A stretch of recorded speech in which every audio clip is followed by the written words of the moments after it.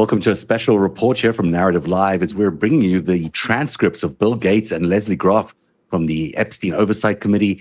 Those just dropped yesterday, but we got them today. And boy, are we excited to go through them because there's lots of big news in those transcripts. I'm joined today by Ann P. Mitchell of the Notes from the Front Substack. Hi, Ann. How are you? Hi, I'm well. How are you?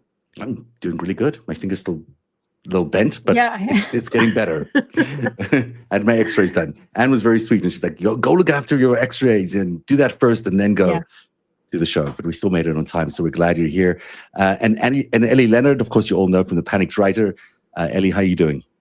I'm good. I forgot to put in The Panicked Writer on my little label, but hopefully that doesn't matter. Maybe you're not panicked anymore. Maybe you're now the unpanicked writer. I hope so. That's always the goal.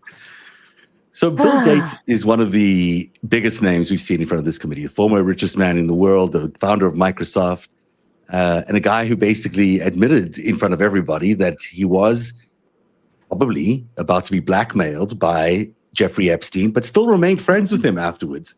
He also confessed to having 2 relationships, maybe even a third, with 3 Russian women who were potentially, some believe, set up for Bill Gates as honeypots by Jeffrey Epstein.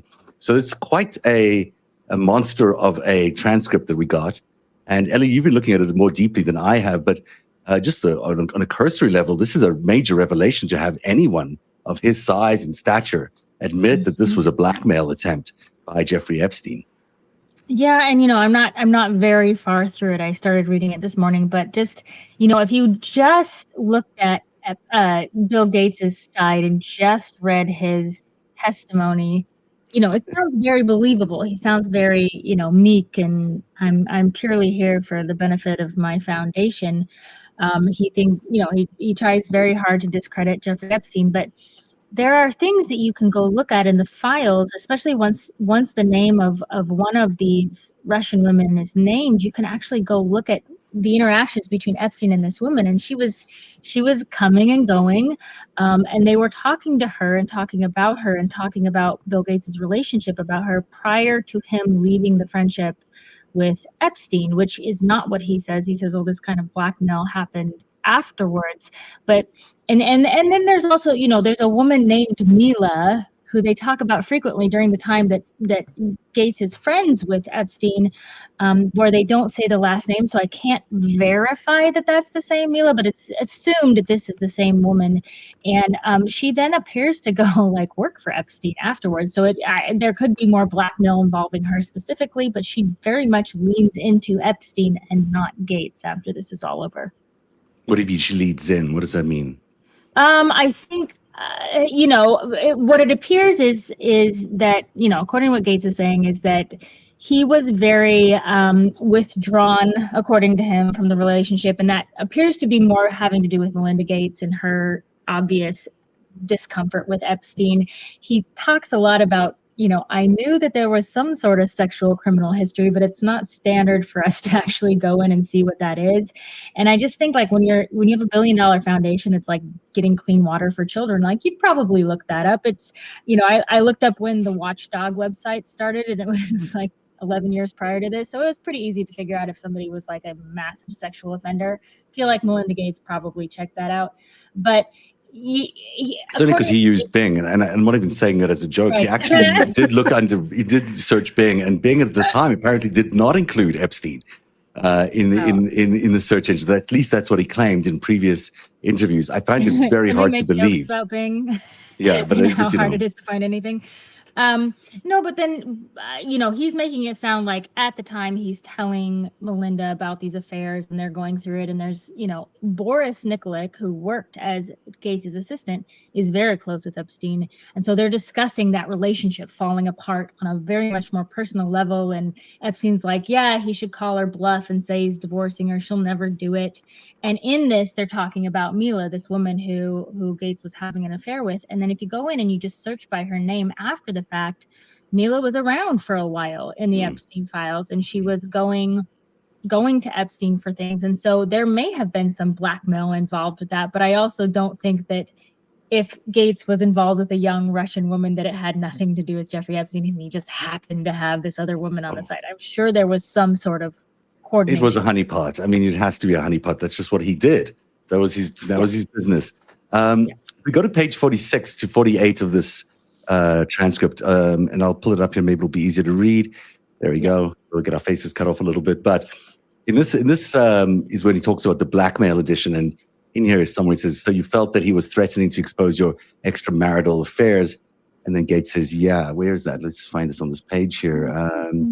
Is it on this page? Maybe not. I don't see it there. Next slide.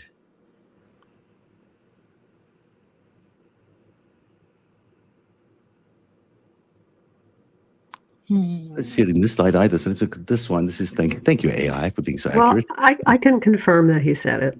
Yeah. But I'm just curious to know where it is here, because I'd like to read this interaction. I did in my PDF. I want you to go back here to page 46 then, and just start from the top, because it is. Yeah, it's too confusing to do this live for everybody. So why don't you, if you've been able to identify, and do you know what section that came from when he was talking about confirming this?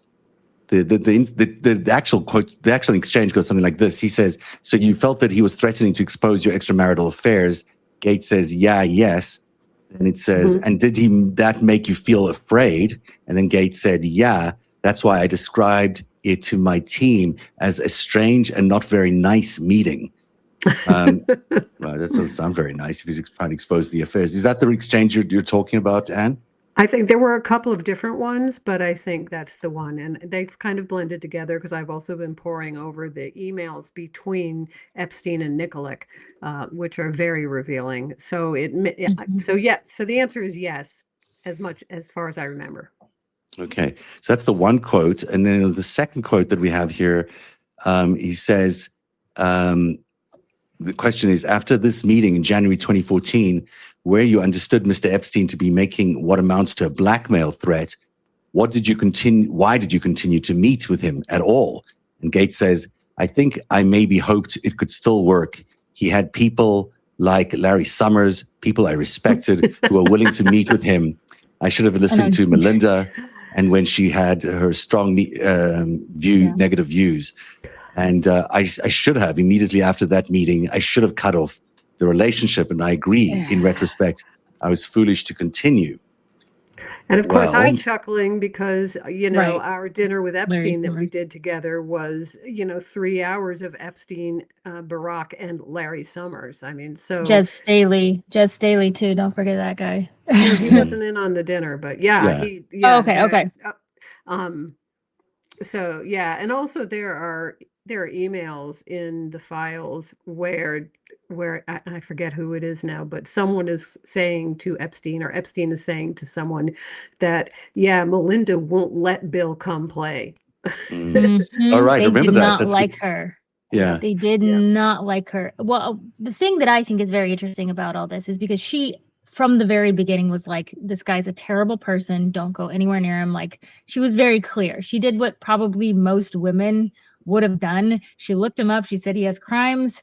Don't go near him. Don't ruin the foundation. This is a beautiful foundation. But also in 2011, Bill Gates was like at the height of his, notoriety, or not notoriety, but the height of his fame and his foundation and the good works that it was doing. He could have had anybody in the world donating and helping out. Like, the fact that he needed to go sit down at the dinner table with Epstein and Larry Summers feels very off. Like, why them when it could have been anybody in the world? Why would you even take the time if you knew that there was some sort of iffy criminal background? Why would you even do that? That's what everyone did, I think, with Jeffrey Epstein. They all knew he was so networked and so well networked. Yeah, they sort of gave him those excuses, and it was, in his words, foolish. Yeah, but it's actually much more than foolish, because it devastated Gates's reputation at the end of the day. Wow. In this third exchange, he talks about Boris Nikolic, and he says, the question is, an email from Boris Nikolic to Epstein says, Jeffrey, I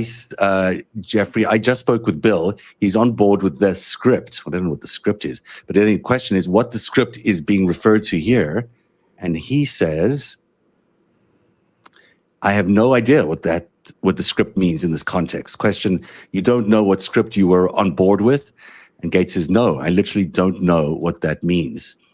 And So, that's entirely possible, though. I mean, because mhm, what you have here is like this three-way people all trying to leverage each other. And Nikolic, so it's entirely possible that that's something Nikolic said to Epstein, with Bill having no actual knowledge of it, because Nikolic is also trying to leverage his relationship with Gates with Epstein and vice versa. And who's one of the Nicolette? things, Sorry.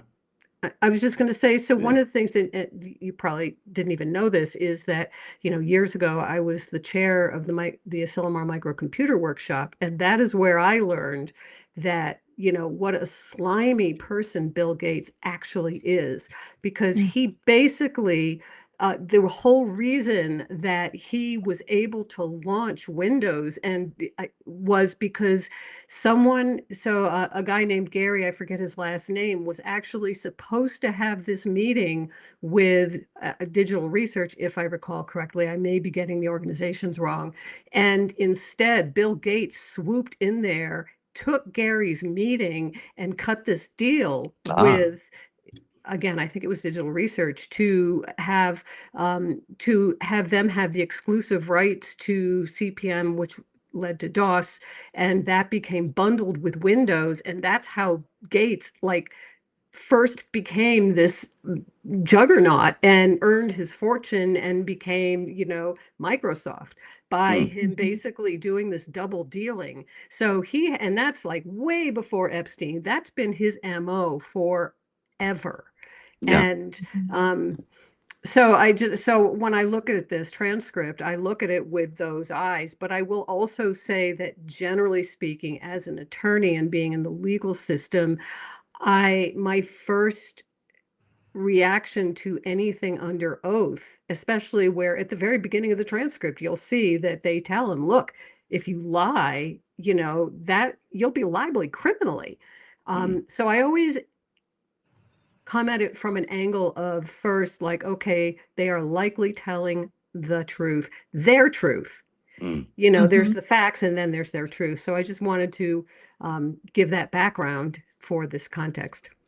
To add some more background here, this is what he looks like. This is Bill Nikolic, or Boris Nikolic. That's what he looks like. Doesn't look like the kind of guy you'd be bringing home to your mom for dinner. But who is he? Do we know much more about him and why he's so prominent in the Epstein files, Ellie or Anne? Go ahead, Anne. Go ahead, Ellie.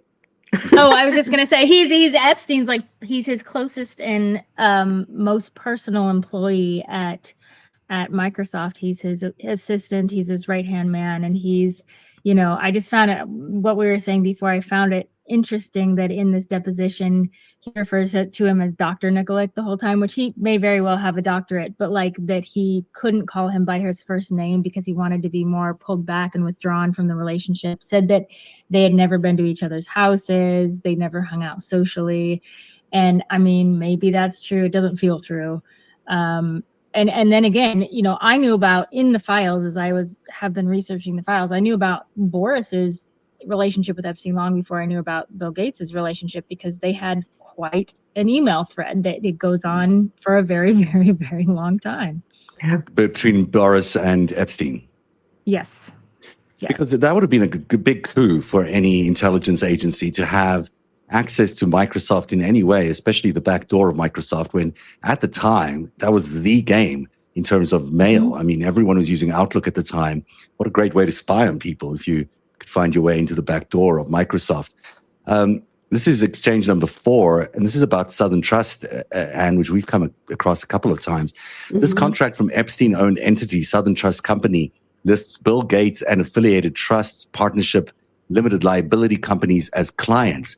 Do you have any knowledge of whether you were a client? Gates: I was not. Question: have you ever heard of the Southern Trust Company? Gates: I believe this document was shown to me in a dishonest and misleading way. Question: that's your characterization, dishonest and misleading? Gates says, that might be a little strong. I was never a client in any way of Mr. Epstein or any of his entities. That's interesting, because you would have thought he would have figured out that he was a client. Go ahead. I Oh, was go just ahead. going to say again, not necessarily in as much as, when you are at the top of a huge empire, you often don't know what's being done in your name. Now, I'm not Mhm. saying that he's not lying. I'm just saying that there is a plausible explanation for that to be the case. But when you add everything else up, you know, Mhm. the plausibility meter kind of really plummets.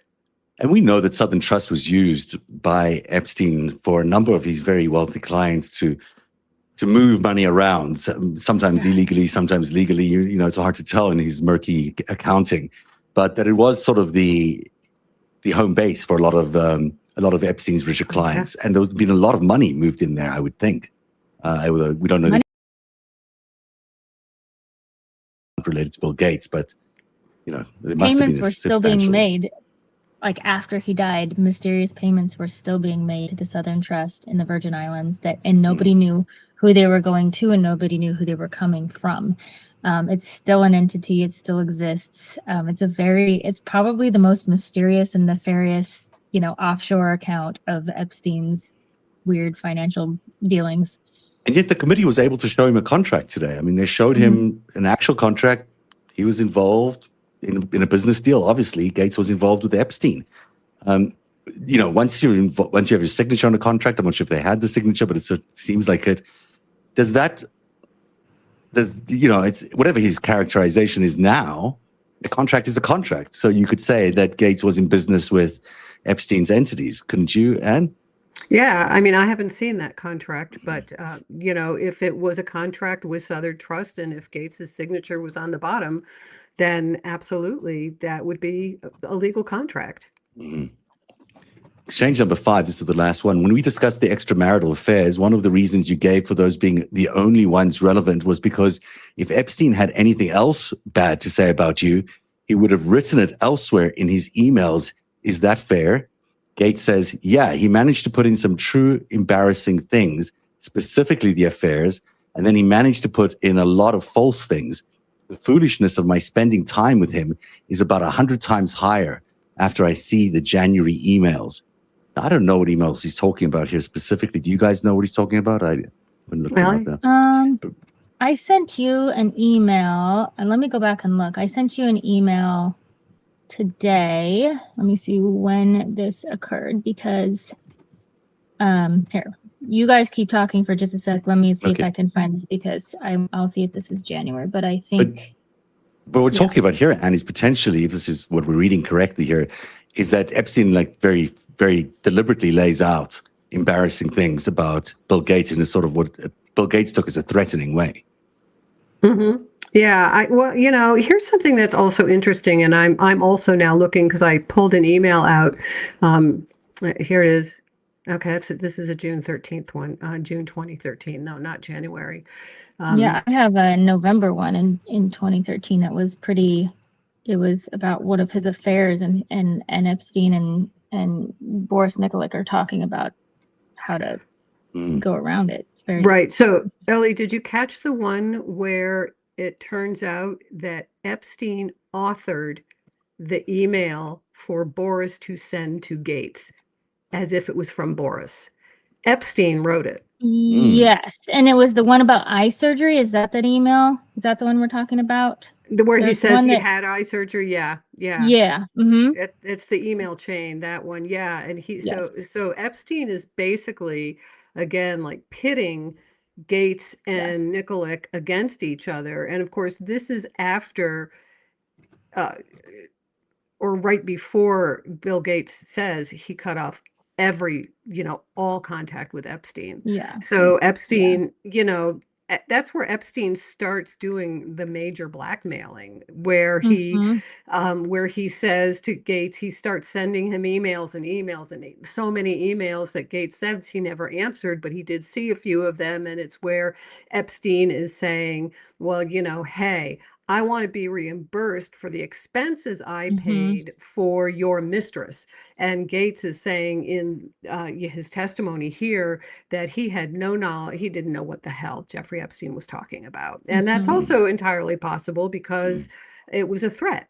So, we can't really know. And I think the January here, just reading into this a little bit, might be the release of the 2026 emails happened in January. So he might be saying the release of the January emails referring to the ones that were released as part of the Epstein Files Transparency Act, and that's why he's calling them. So it might be the emails that you're discussing might be the very ones that he's referring to that were just released in January, and that's probably where he gets that from. So can I just... go ahead. Yeah.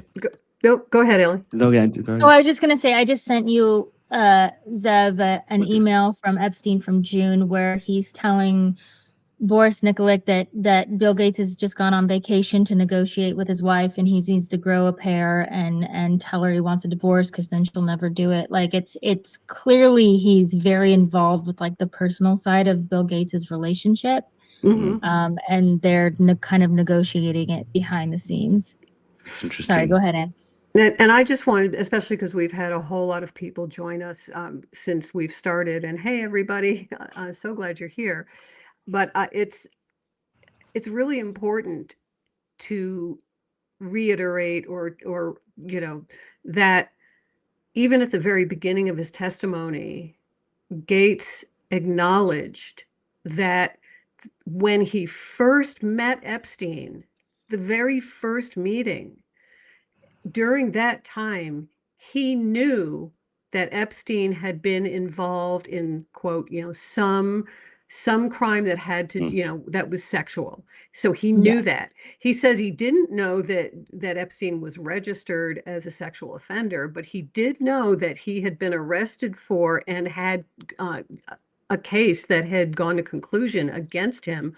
Now, at that point, what he knew was that Epstein was going to an office every day and just had to go back and sleep at the jail. So, it did. Maybe alarm bells should have gone off and really didn't, because it seemed like it was a slap on the wrist thing and not a big deal. And he says that he had no idea that it was because he was doing things with underage girls. But nonetheless, when you are the head of, heck, I run a company and it's a very small company, and I still would never allow myself to be in bed with someone who had been incarcerated, who had been arrested and then convicted of a crime, of a sex crime. So he knew going in. Yeah. Right. But, not in anyone's offense, because you can't defend it. Everyone did that with him. And that's the stunning part of the Jeffrey Epstein story that we always come back to. This is one of the emails you sent, Ellie. And maybe you can point to what's the most important part here that we should just Okay, so away. it's just, it's I think we're starting to talk about this woman, Mila, who was one of the affairs. And so Boris Nikolic is I think at the bottom of this is the statement that Epstein wrote to Boris Nikolic, where he's pretending to be Boris Nikolic, and he's saying, "I am in tears as I write this." Like I lost my best friend. When I wrote it, I thought it was a woman saying it. It was an interesting way to write it. I did not think that it was supposed to be Boris, but apparently it is. He's talking about their friendship breaking off, and he's in tears. But then Epstein up at the top, he's getting very, he's just getting very cutthroat about what Bill Gates needs to do next in the relationship with his wife, because he does not like Melinda Gates. And he says that many times in the files, that Melinda Gates is basically a hurdle between him and Bill getting anything done financially. And so he's telling, he's not talking to Bill, but he's hypothetically saying this is what Bill needs to do with his wife, because he needs to strap on a pair and she'll back down and yada, yada, yada. Doesn't feel like as withdrawn a relationship as Bill Gates is claiming it would be. Maybe that's because it's all in Epstein's head, but I don't know. But it doesn't match with the testimony from Bill Gates. Right. I'm trying to show you a picture here of Mila. Her name is, by the way, Mila Antonov, I think, and she's Antonova. She is a bridge player, a professional bridge player. I don't know how lucrative a career that is, but nevertheless, this is an unusual pairing, and you could see how, I don't know, how big a game is bridge in Russia. I don't know, but it's a very specific interest to be in. That might have been designed in order to attract someone like Bill Gates, because he had some weird hobbies. Did I tell you about the time I did an interview with him, or produced an interview with him, where he was talking about his favorite pastime was moving mounds of dirt from one location to another location using bulldozers. And he said he would do this for hours and hours on end. And I was like, that sounds nauseatingly boring. But, He's just for him, a big boy. Just think Yeah. about how little boys play with their bulldozers like that, Right. and will do it for hours and hours. which maybe explains everything we need to know about why he would be so enchanted by this particular Russian, there she is, bridge player. Maybe there's just he's unlikely to ever meet. I'm not going to say that he's unlikely to ever meet this, but he's not your typical ladies' man. Let's put it that way.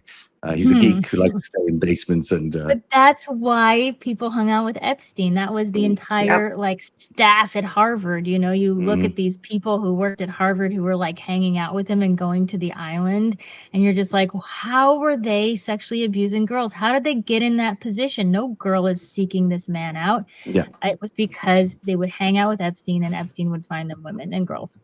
Yeah, and that's why, exactly to your point, that's why they went after underage girls. They targeted underage girls, him and Ghislaine, to bring to these men so they'd be committing actual crimes. If they were overaged, they wouldn't be committing crimes. That's what, in this case, they were extramarital affairs, so that was big enough. But this is the other one from Boris Nikolic to Jeffrey Epstein. Is this... I don't know. You told me that. This is when they're talking about paying the $2 million in fees or whatever and this is where it starts to get a little blackmail-y. Okay. So we know that he was blackmailed. We know that it ended his relationship with Melinda. We know that Melinda was right on track in terms of telling him not to, but he still did it. He had 3 extramarital affairs.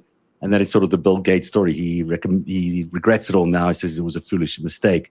Now, to Lesley Groff, who's an entirely different beast in all of this. I mean, she's not some unsuspecting person who walked into a crime by mistake, and she would must have you known. believe that she was an unsuspecting person who was setting up massages for her boss with no idea.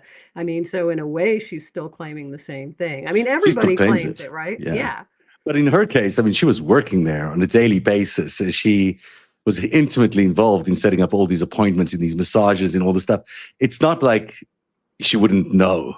I mean, obviously she would know the most. Yeah, she would know the most.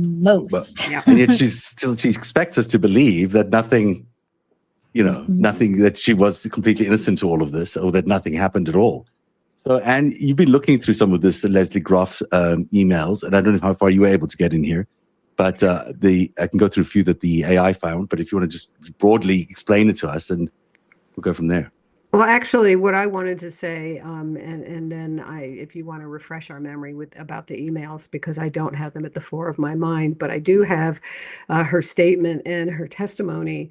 And one of the things that I said, and my members will remember this from when I wrote, because last week I wrote about her opening statement, is that she identifies someone else who is a name that I have rarely heard, and yet I want to know why this person isn't being subpoenaed, because she needs to, and that is, her last name is Kim. I think her first name's Helen. I don't have it right in front of me, but she is the person who trained Groff to take over her position as the assistant to Epstein.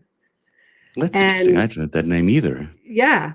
So if you search her testimony, I don't know if I don't have it up in front of me right now, but if you search, you'll read, and it was sort of towards the end of her opening statement where she says that she was brought in to be trained by Helen Kim. Again, I think the first name is Helen, the last name is definitely Kim.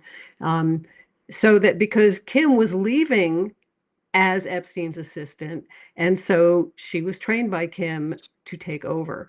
So that's a new name to I think most people. But she came from a very different world, right? Groff she's not like Sarah Kellen, who was sort of brought in through as a human trafficking sense. She came in from a very wealthy position. I think she knew where she was going to work. She understood his stature. She understood him quite well. Is that right? 35. I mean, sorry, say that again.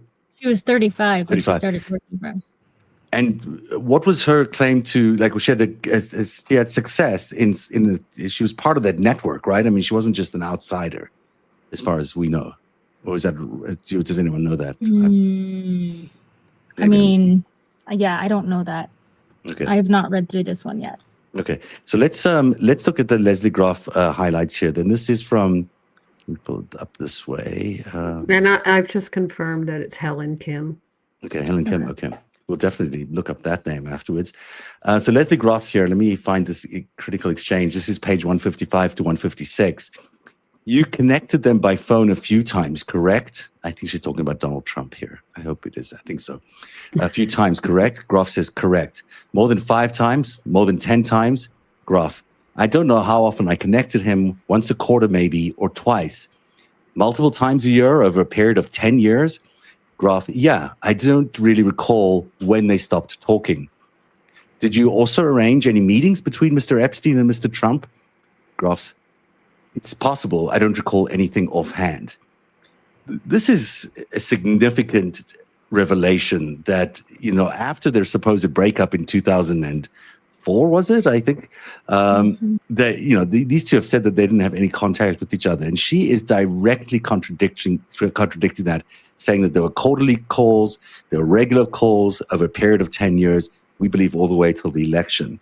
Certainly changes our understanding of this best friendship that was supposedly ended by a real estate deal. It seems like it went on for much longer. Well, hey, Zev, as I think we've said, and I think maybe Ellie was on that same call, that there was, them saying, Trump saying he never spoke to Jeffrey again. Well, now, of course, this brings out, that he did. But even before that, where he said he never had contact with Epstein again, he's got plausible deniability to the extent that maybe he was never in the same room again with him. Which would make sense because, Trump in the beginning, when they first started, quote unquote, breaking off, it was in his run up to the 2016 election, right? And so he would want to distance himself a little bit. But it's very clear, and Ellie, I know you know this too from the emails that we have, that there was still a communication conduit. There were people who were basically getting messages back and forth. They were acting as go-betweens. So yeah, sure, maybe Trump and Epstein did not have a direct conversation, but Bannon and others were carrying messages between the two for them. And that never stopped.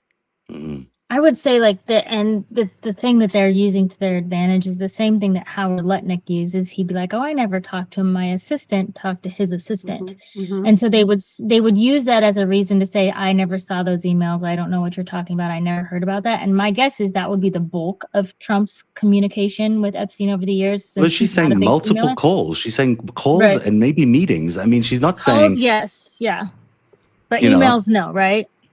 No, she's saying Trump doesn't email, right? So she arranged multiple calls, she says, over multiple times a year over a period of 10 years. I mean, this is not tell my assistant to pass a message. This is they were having calls multiple times. Yeah, go ahead.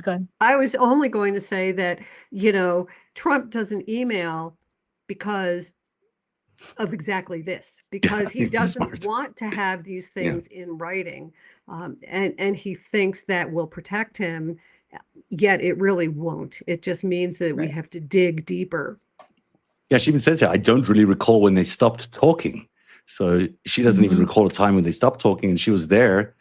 Was she there till the end, or until Jeffrey Epstein died? She was there till the end, I believe. She was there 20 years.